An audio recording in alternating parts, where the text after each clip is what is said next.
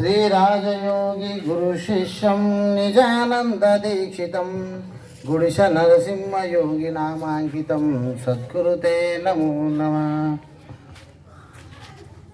ఇప్పుడు ఈరోజు సర్వాధ్యక్షతను వహించిన మా గురువు గారికి, అలాగే మాతృశ్రీ అమ్మగారికి, వేదికపై ఉన్న స్వామి రామరెడ్డి గారు, మరి చాలామంది ఉండ్రి, అందరి పేరు వాళ్ళకు కూడా నమస్కారం తెలియజేస్తూ, ఇప్పుడు సోదరులకు కూడా నేను దాదాశ్రకంగా నమస్కారం తెలియజేస్తున్నాను. ప్రత్యేకంగా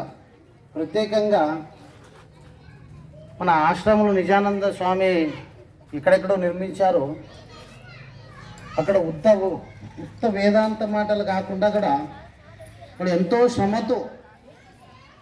శ్రమతో కష్టపడి వంట కార్యం కానీ ప్రతి ఒక్క కార్యం నేను ఒక్కనే చేసేది కాదు. ఇది అందరికి కూడా నేను హృదయపూర్వకంగా నమస్కారం తెలియజేసుకుంటున్నాను. ప్రత్యేకంగా ఒక్కొక్క పేరున కూడా ఎందుకంటే 41 దినము సుప్రభాతము ఈరోజు కంటిన్యూగా వచ్చి ఆ గురుసేవకు పాత్రులై ఈ కసువు సున్నము మంచిది చెడ్డది పని వంట అన్ని కార్యంలో సప్లైతో కూడి అన్ని కార్యాలు చేసిన మా గురు భక్తాదులకు అందరూ కూడా ఆ నరసింహయోగి శిష్యులు పిల్లి లాంటి వాళ్ళు కాదు, సింహం లాంటి వాళ్ళని ఈరోజు తెలియజేస్తున్నారు. అన్ని కార్యం కూడా చేస్తూ ఈరోజు మాటల వేదాంతం కాకుండా కూడా తనువుతో కూడా మనసుతో కూడా ఈ వాక్తో కూడా అన్ని కార్యం చేస్తున్నారు. ఇప్పుడు అందరూ కూడా నేను హృదయపూర్వక నమస్కారం తెలియజేస్తున్నాను. అలాగే ఇది 24వ వార్షికోత్సవము, 4వ పాదుక పూజ, అమ్మగారికి కూడా పాద పూజ జరిగింది. పొద్దున్నుంచి సుప్రభాతము, గురుగీత పారాయణము, ఛాయాపటం నందు భజన కార్యక్రమం చేసుకుంటూ అనుష్ఠానం ముగిసింది. తర్వాత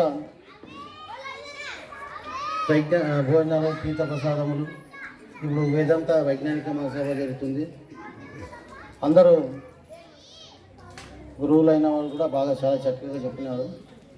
చెప్పినంత మాత్రాన కొంత అంటే వాళ్ళని పేరుగా అందరూ విన్నారు. ఒక శాంతానం అంటే శరీరం శుద్ధి కాదు, ఇక్కడ గురుబోధ వల్ల అంతఃకరణ శుద్ధి అని కొంచెం మార్చుకోవాలా. ప్రతి ఒక్కరు విన్నారు, ఇప్పుడేమో అంతా చెప్పవలసిన అవసరం లేదు. ఈ మన జన్మ ఎత్తినందుకు, గురుపాదం పట్టినందుకు మనము ఏం చేస్తున్నాము? ఇక్కడ మానవ జన్మ ఎత్తికాసి కూడా మనము గురుబోధ అయితే ఏమి, గురుబోధ తెలుసుకునేదంటే ఏమి? గురువు అంటే ఒక జ్ఞానం అని, వెలుగని, బోధ అంటే తెలుసుకునడం అని. ఇప్పుడు గురుబోధ తెలుసుకుని కూడా అసలు సాంప్రదాయంలో శిష్యుడయ్యి ఇక్కడ తర్వాత శిష్యుడైన తర్వాత ఈ గురుబోధ నుంచి ఏమేమి మానవులకి ఉపయోగం అంటే, అక్కడ 90 మంది లేకుండా కూడా ఒక 10 మందికి కూడా ఈ గురుబోధ తీసుకున్న తర్వాత ఈ ఎరుక భ్రాంతి అని తెలుసుకొని గురువు ముఖాంతర అసలు సూచన విని, గురు సూచన విని వస్తు నిశ్చయంగా తెలుసుకున్న తర్వాత ఈ లోకంలో ఒక మానవుడు ఒక గొప్ప గురువు కానీ, మంచి వ్యక్తి కానీ, సుసంస్కృత వ్యక్తి కానీ ఇది ఇంత లాభం పొందుతాడు. ఏం పొందలేకున్నా కూడా ఒక జ్ఞానం పొందుతాడు.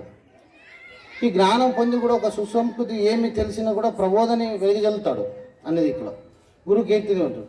ఇప్పుడు మానవ జన్మ పుట్టినందుకు మనం సుఖ దుఃఖాల నుంచి పడటం కాదు, మనము జన్మరహితం చేసుకున్నది కూడా ముఖ్యం. ఎందుకంటే ప్రతి ఒక్క ప్రాణి, పక్షి, కీటకాలు కూడా పుడతవి, సంసారం చేస్తవి, సుఖ దుఃఖాలు అనుభవిస్తవి.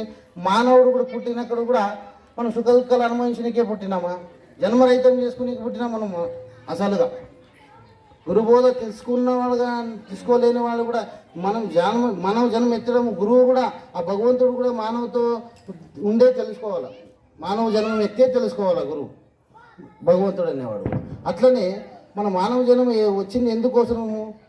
మనం అన్ని పశువులు పక్షుల్లాగా పుట్టి సుఖ దుఃఖాలు అనుభవిస్తే ఇంకా వాటికి మనకి ఏం తేడా ఉంటుందా? తేడా లేదు కదా.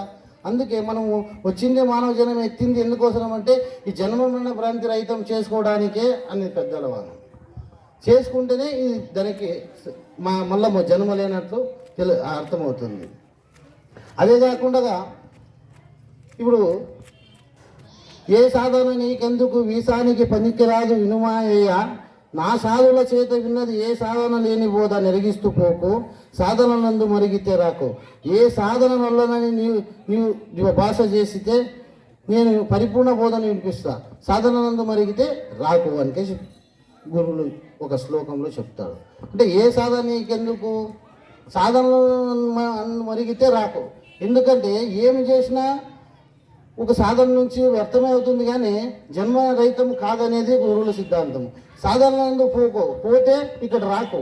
ఎందుకంటే మత సిద్ధాంతాలు గురుబోధాన్ని కాసి ఆ పిరమిడ్లు ఇది అతని మీద ధ్యాస పెట్టు, యోగం చేయి, ధ్యానం చేయి, తపస్సు చేయి, అతని మీద కూర్చుని చేయి, లేకుంటే శవాల మీద కూర్చుని కూడా కొన్ని చేపిస్తారు. యోగాలు కూడా పనికిరావని చెప్తున్నాడు. అసలు ఇది చేయి ఇది చేయి అనేది ఇవన్నీ మనకు అవసరమే లేదు. ఈ సాధనలందు పోకు అని కలిసి గురుమూర్తి చెప్తున్నాడు. ఒకటి మెయిన్ మనం ఏమి సిద్ధాంతంగా మనకు ముఖ్యమైనది ఏమంటే పరిపూర్ణ ప్రబోధనం, ముఖ్య నివారణకు మూడే ఉండదు. ఒకటి అసలు పరిపూర్ణము, రెండోది ఎరుక, మరి మూడోది ఎరుకని విడిచే విధానం. అంటే మూడు ఏమి అంటే ఏమి మూడు విషయంలో ఫస్ట్గా ఎరుక అంటే ఏంటి, అసలు పరిపూర్ణం అంటే ఏంటి, ఎరుక అంటే ఏంటి, ఎరుకని విడిచే విధానం అంటే ఏమి, అది వస్తు నిశ్చయంగా గురుమూర్తి ద్వారా తెలుసుకోవాలి. ఎందుకంటే సభ ముఖాంతరము వేదాంతం కాదు, బోధ కాదు, సభ. ఇది ఎవరు గురు ముఖాంతరముగా ఎవరు ఉంటారో వాళ్ళ దగ్గరనే పరిపూర్ణ ప్రబోధన తెలుసుకోవాలి. వస్తు నిశ్చయంగా, అది కూడా వస్తు నిశ్చయంగా తెలిసినప్పుడు ఇది జన్మరహితం కోసం వచ్చింది, మన భ్రాంతి రహితం కాదు. భ్రాంతి రహితం ఎప్పుడవుతుందంటే నువ్వు ఆ ప్రకారంగా నడవాలి. ఆ ప్రకారంగా నడిచి ఆ కష్ట సుఖములు అన్నీ అనుభవించి ఆ గురుమూర్తి చెప్పిన నడక నడుస్తూ జీవితాంతం చేయాలి. ఒకనాడు రెండు రోజులు చేసి అందుకే పోదు, మళ్ళీ దారి తప్పుతాడు, మళ్ళీ మేలుకోవాలి, మళ్ళా ఆ క్రమంగా మళ్ళీ మనం మలుపు తిప్పుకోవాలి. అట్లా గురుమూర్తి ఈ ప్రకారంగా బోధన వింటూ పరిపూర్ణ ప్రబోధన ఎట్లా వినాలంటే మనసుతోనే వినాలి, చక్కగా మనసుతోనే వినాలి. ఎందుకంటే ఇప్పుడు ఇంత నన్ను ఇన్నేళ్ళుగా చూస్తాను, కొంతమందికి తెలియదు అంటారు. ఇన్నొద్దులా ఆమెకి ఏం తెలియదు, ఏం పట్టలేదు. అసలు గురువుని అడిగితే కదా ఏమన్నా తెలిసి, అడగలేనప్పుడు ఏం తెలుస్తుంది. ఇప్పుడు అంత కూర్చుంటాం మనం, ఎక్కడో కూర్చుంటాం, ఎక్కడో ధ్యాస, ఎక్కడో ధ్యానము, ఎక్కడో ఇది ఏంది అన్నీ చెప్పారు గురువుల దగ్గర. దోషం లేదు, బోధతో ఏం దోషం, వ్యక్తిగత దోషమే, మనది దోషంలో ఉండొచ్చు, కానీ గురు బోధ దోషం అంటూ కానే కాదు. ఇది సత్యం. ఇది మీరు పరిశీలించి చూడండి, మీరు ఆలోచించి చూడండి, ఎక్కడ దోషం ఉంది ఎక్కడ లేదని. ఇది ఎక్కడైనా దోషం ఉంది మందికి, మందే దోషం, బోధతో దోషం లేదు. గురువుగా బేర ఏమో చేసే వాళ్ళ వ్యక్తిగతంగా దోషాలు, కానీ తత్వం బోధ ఏమి తప్పు లేదు. ఈ తప్పు అంటూ మనదేది. మరి ఇంకొకటి ఏం శ్లోకం చెప్తుందంటే, శరణాగతుని శిష్యుని కరుణామృత వృష్టి చేత గనుమోదం ఉప్పిరి ఘనమోదమును వాక్యములు పరమదయాళుడు గురుడు భక్తా వినమనేను సంశయమిక బాధింపబోయును. పరిపూర్ణం ఒకటి లేని ఎరకనొకటి పరిపూర్ణం ఎరిగి ఎరకను మాను భక్తా వినమనేను సంశయమిక బాధింపదగను అని కలిసి చెప్తున్నాడు. అక్కడ చెప్తుంటే ఇక్కడ ఏముందంటే అంటే ఇక్కడ కరుణామృత దృష్టి, అమృత దృష్టి అని గురువు దగ్గర రెండు దృష్టిలో నిర్ణయిస్తాను. కరుణామృత దృష్టి అంటే, అమృత దృష్టి అంటే ఏమంటే వాడు చెప్పిన బోధను వస్తు నిశ్చయంగా ఏ ప్రకారంగా తెలుసుకోవాలనికేసి మూడు దృష్టాంశాలు ఇచ్చినాడు. ఒక దృష్టాంతము తాంబేలు దృష్టాంతము, తాంబేలు. ఇంకొకటి పక్షి దృష్టాంతము, ఇంకొకటి చేప దృష్టాంతము. ఒకటి తాంబేలు, ఒకటి చేప, మూడవది పక్షి దృష్టాంతం ఇచ్చినాను. ఇక్కడ తాంబేలు పిల్లలు తన పిల్లలుగా పుట్టి అవి ఎక్కడన్నా తిరిగినాయి, ఎక్కడన్నా ఉండని. ఆ పిల్లలలో ఏదైతే మనసు తల్లి దగ్గర గ్రహిస్తుందో, ధ్యాస పెడుతుందో, అప్పుడు ఆ తల్లి ఏ పిల్లల మీద నా పిల్లలని దృష్టితో మనసుతో తలిస్తే ఆకలి తీరుతుంది అనికేసి పెద్దల నిర్ణయం. అట్లా మనసుతో ఈ గురుబోధన చక్కగా విన్నప్పుడు ఈ తప్పిపోయిన పిల్లలు కాకుండా ఇప్పుడు ఉన్న పిల్లలుగా ఎట్లా మనసు ద్వారా సంకల్ప శక్తి ద్వారా ఎట్లయితే బోధ అందుతుందో అట్లా పిల్లలకు కూడా అనుభవ సంబంధము ఉంటుంది. రెండోది చేప ఏం చేస్తుందంటే దాని గుడ్లు పెడుతుంది. గుడ్లు పెట్టి ఆ గుడ్లు తదా దృష్టితో చూసిన తర్వాత అవి పిల్లలై పలిగి పిల్లలుగా మారుతుంది. అలాగే గురువుతోనూ కూడా ఏకదృష్టితో చూసి తన ఛాయాచటం నందు మన గురువుని దృష్టితో చూసి ధ్యానం చేయాలి. గురుమాల మంత్రం ద్వాదశి షోడశి చెప్తూ ఆ మృదువాక్యములు తనకు అందినప్పుడు ఆ గురువు ఆ దృష్టిని ఆ గురువు పైన కానీ అది ఫోటో పైన కానీ మనసులో కానీ నెనుస్తూ చేస్తే ఆ చేప ఎట్లా పిల్లలు అదో దృష్టిగా పలిగి పిల్లలైనవో అట్లా గురువు కురణామృత దృష్టితో అతనికి బోధ అదుపుతుందని కలిసి కూడా రెండో దృష్టాంతం. మూడో దృష్టాంతం ఏం చెప్తుంది ఇక్కడ అంటే గుడ్లు పక్షిని తీసుకున్నారు, గుడ్లు పెడుతుంది. గుడ్లు పెట్టి దాని శాఖ అంటే కావుతోన అది తిరిపి ఆ గుడ్లు పలిగి పిల్లలు అవుతుంది. ఇక్కడ ఏమంటే మూడోది పక్షి దృష్టాంతం అంటే అదే గుడ్ల మీద ఎట్లా కాక ఇచ్చి అది పిల్లలుగా మారుతుందో తదృష్టితో గురువు కూడా తన స్పర్శ ద్వారాను అస్తమస్తం సంఘం ద్వారా గురుబోధ తీసుకొని తీర్థ ప్రసాదములు అవి తీసుకుంటూ తదృష్టితో గురువు సేవ చేసుకుంటూ ఆ ప్రకారంగా నడుచుకుంటుంటే ఆ గురు పరమాత్ముడు ఆ జీవంగా పుట్టినందుకు ఆ సార్థకమవుతుందని చెప్తుంది. ఇక్కడ ఏమి ప్రబోధాన్ని ముఖ్యమైనది 3 చెప్తున్నాను. ఇప్పుడు తెలుసుకునేది ఎరక పరిపూర్ణం ఏమితో తెలుసుకుంటుంది? ఎరకతోనే తెలుసుకుంటుంది. మళ్ళీ ఏమన్నీ ఎరకతోనే విడుస్తుంది. అంటే తెలుసుకునేది పరిపూర్ణము ఎరకనే తెలుసుకుంది, ఎరకని కూడా ఎరకతోనే ఎరుగుతుంది. మళ్ళీ ఎరకని విడిచిన విధానం కూడా ఎరకతోనే. ఇక అన్నిటికీ మూలమైనది ఎరుకే. ఇక్కడ 3 దృష్టాంతం. మళ్ళీ ఇంకా ఎరుక దేవుడు పరమాత్ముడు అన్నీ చెప్పుకుంటూ పోతుంటే ఇది సాధ్యం కాదు. గురుబోధ ఇంది వరకు చెప్పడం వరకే నడుస్తుంది. మళ్ళీ ఇంకా విశేషంగా అంటే అచల పరిపూర్ణ సిద్ధాంతముకి శివరామ దీక్షితులు చెప్పింది ఏమంటే ఇది అది కాదు, అది ఇది కాదు, అసలుగా అది లేనే లేదు అనికే చెప్తున్నాడు. అచల పరిపూర్ణం అంటే ఇప్పుడు చెప్పిన మానవ స్థితి నేనెవరు తెలుసుకోవడం, గురువు ఎవరు తెలుసుకోవడం కాదు. ఆ అశరీర పద్ధతికి జన్మ ఉన్నప్పుడే ఈ జీవం ఉన్నప్పుడే అశరీర పద్ధతికి ఎలా నడవాలని తెలుసుకునడమే ముఖ్యం ఈ గురు అసలు సిద్ధాంతంలో. మళ్ళీ వేరే సిద్ధాంతములు ఏమేమి నేర్పుతారో అవన్నీ అది పనికిరావు, అర్ధమాత్రం పనికిరావు, ఒక పైసా అన్నది కూడా పనికిరావు అంటారు. మరి జన్మరహితంకి అసలు ప్రబోధనే సూటి మార్గం. అసలు ప్రబోధ సూటి మార్గం ఎట్లా అంటే ఆ గురువు ద్వారా తెలుసుకొని విని ఆచరించి నడిచిన వాళ్ళు ఇప్పుడు ఉండరు కదా. లేకుంటే ఈ ఆశ్రమాలు ఎందుకు, గురువులు ఎందుకు, ఇవన్నీ చేయడం ఎందుకు, పరంపర ఎందుకు ఉంది? దీనికి విశేషమైన ఉంది. లేకుంటే అందరితో చెప్పేది కాదు. తెలుసుకున్న గనులకి తెలుసు. ఎవరికి తెలుసు? గనులకి తెలుసు, అందరికీ తెలిసేది. ఎందుకంటే మనం పరంపరగా చెప్తున్నాము. ఈ ఆశ్రమంలో ఈ సేవ ఇవన్నీ ఎందుకు చేస్తున్నాము? వాళ్ళందరూ స్పర్శించి వాళ్ళ దర్శనం భాగ్యం ఎందుకు పొందుతున్నాము, ఎందుకు ప్రసాదం చేసుకుంటున్నాము? అది అంత విశేషం, అంత గొప్పది.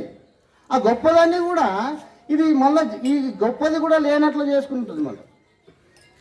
వాళ్ళ అచల పరిపూర్ణ స్థితి అంటే పరిపూర్ణం భ్రాంతిరహితం చేసుకున్నాలా.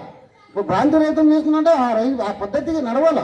ఆ పద్ధతికి లేనప్పుడు ఆ దేవుడు దయ్యము అది ఇది ఏమీ లేదు. ఇది కళలో వచ్చిన భ్రాంతిలాగా అన్నీ ఏమీ లేనట్లు సున్నమవుతుంది.